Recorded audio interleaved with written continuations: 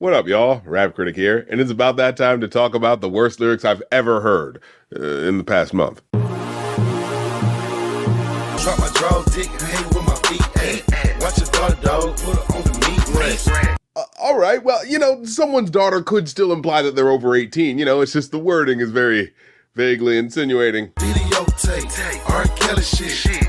Okay, now it's pretty directly insinuating. Blind ass bitch told her she was selling.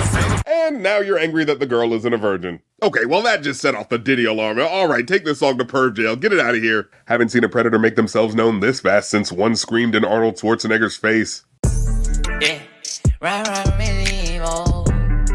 All right, so for this next guy, I wanted to dig a little more into Korean rap and what's going on in the scene over there. But, I can't just listen to BTS. At this point, you don't get cool points for knowing their songs anymore. You gotta go more obscure to prove you're a real worldly music listener. That's right, I'm not just listening to RM or J-Hope or, the rest of the boys. See, I'm also listening to, what's a good name here?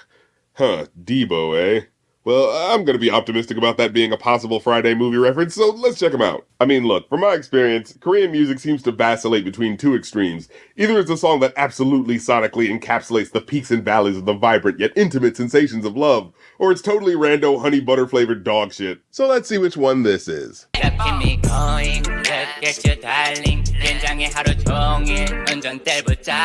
Well, okay, this kind of vaguely sounds like a love song. Let me turn on the caption so I can see what the Korean parts are.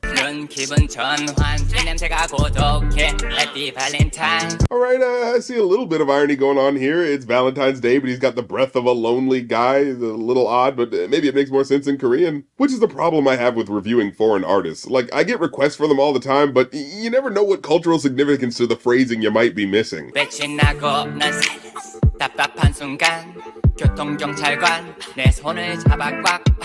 he, like, getting arrested, maybe? Maybe it's like, oh, he's feeling raw because his girl left him on Valentine's Day or something. Am I giving this too much credit here? Okay, well, I know what that means. Yeah, I'm getting the sneaking suspicion this might not be one of the deep tracks. That said, that's not that it can't have anything fun going for it. I mean, so far it's built up this kind of interesting imagery of being clearly about this down bad ass out dude on Valentine's Day, so much so that the traffic officer's gotten involved. Right around my town, baby, right around my town. So wait, is he riding in the police car? A horse? Look, I'm just trying to find the correlation for why it's being brought up. Because otherwise, what? Is it just because he said riding around my town a few times? I'd say it's a broke down Korean version of Old Town Road, but BTS already did that well with Seoul Town Road, so I guess it's more like your Korean parents telling you they've got Seoul Town Road at home. Okay, well, I don't know what sticky has anything to do with the horse, but please don't tell me your suggestions. I've already got the images that I'm trying to block out. Get that, make back, I get paid. Get that, I prepare, I'm just saying. Okay, now see, I want to give this the benefit of the doubt here, because it's a translation and not in my language, so maybe there's some context missing here. Oh, what? That part's in English? Okay, play that again. Get that, make back, I get paid.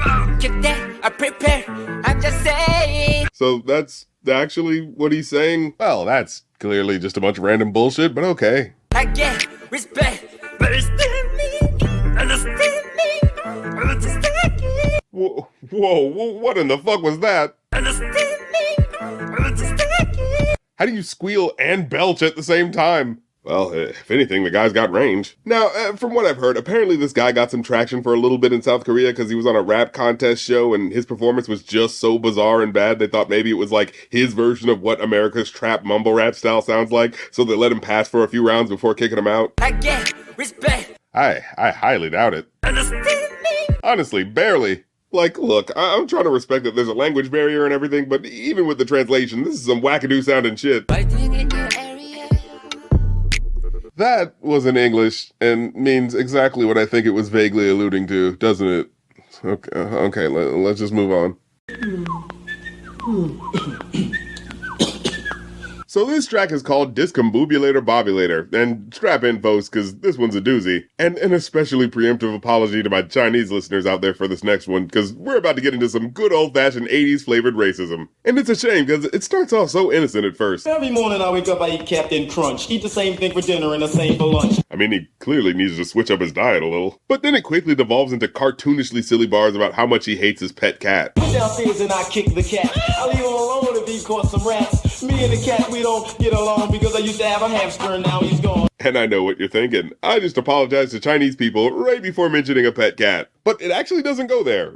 At least not yet, anyways. No, the song is actually made up of 3 completely different stories, and this first one with the cat sets the exact tone for the kind of humor you can expect for the rest of the track. Although, there is this weirdly specific detail. The goddamn cat was on the kitchen stove. I crawled on the floor in my nice clean clothes. Like what? Why would you need to crawl on the floor to get to a kitchen stove? They're pretty commonly accessible for standing in front of. Unless, like, the only thing he's got is one of those camper stoves, which would make his life sound even more pathetic. I swung at the cat, tried to break his jaw, but he was too fast. I scrapped him with his paw. But yeah, then we get to the ultimate conclusion of this story. So I took the itty bitty cat outside, started spinning around, thought what's the use? Then I threw the fucking cat on the goddamn roof. Now, you get it, right? It's shock rap, where the point is to make you have the what the fuck reaction you have to it.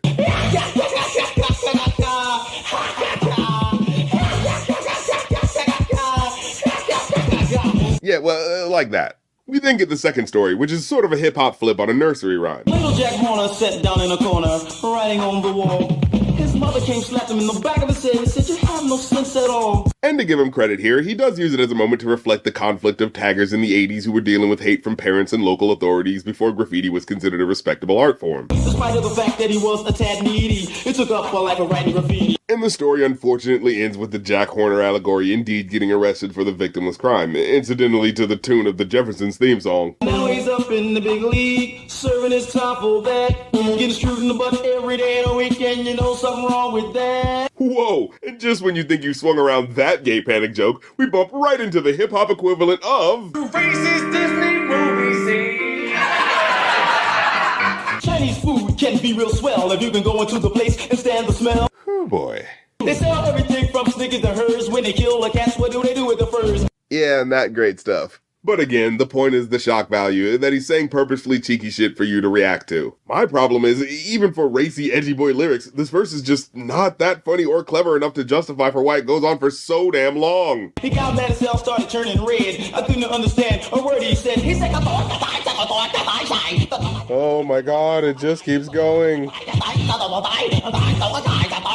Yeah, that's especially the problem with this last story. It gets 2 full verses to keep laying on the badly aged racial humor, split up by the racist as fuck Chinese gibberish interlude, and you're just exhausted with it by the end. Like, look, we all saw Do the Right Thing, so I think we're all aware of just how bad racial tensions were in 1980s New York. In fact, when I looked up what he had to say about this verse, he explained how there was a common feeling in the black community that Chinese restaurant owners would act rude or dismissive or assume they didn't have any money or something, so there was a specific general background tension that the song is playing on. Didn't feel like being rude, so I ordered nice. He acted like he didn't hear me, so I ordered twice. But when you think about how the actual story plays out, it just feels particularly stupid, and in order to explain, I have to get through some of these more racially insensitive bits, so bear with me. She said $3.49. I reached for my money. I thought to myself, this chick talks funny.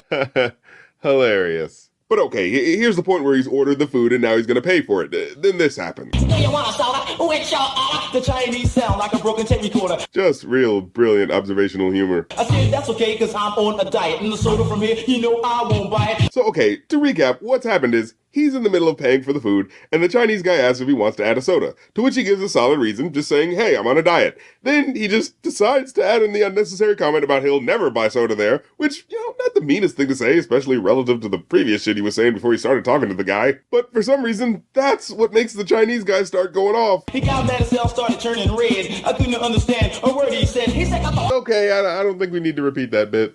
But yeah, that's the story of what's happened up to this point. He ordered his food, was about to just pay for it and go, but the clerk asked if he wanted a soda with it, and that's what led to this fight. I said, hold up a minute, you're talking too fast. I'll break this glass and kick your damn ass. Like, what, you're both just being pissy over not including a drink? I thought the fight was gonna be over the food. It's not like they made the drinks too. They're either Coke or Pepsi products or maybe some Chinese brand they imported, but that has nothing to do with their actual cooking. I mean, look, I'm not saying it would have made it less awkward, but at least if the joke was like, oh, no, he tried to take a bite of some food and a collar with the name Fluffy on it showed up on his fork. Like, it would have been fucked up, but at least it would have been relevant to the racist point he was making. But currently, they're not mad at each other over anything food related. The conflict really starts when they both get irrationally angry over the simple fact of him not wanting to add a drink to the order. Damn, maybe that's a testament to just how bad racial tensions were.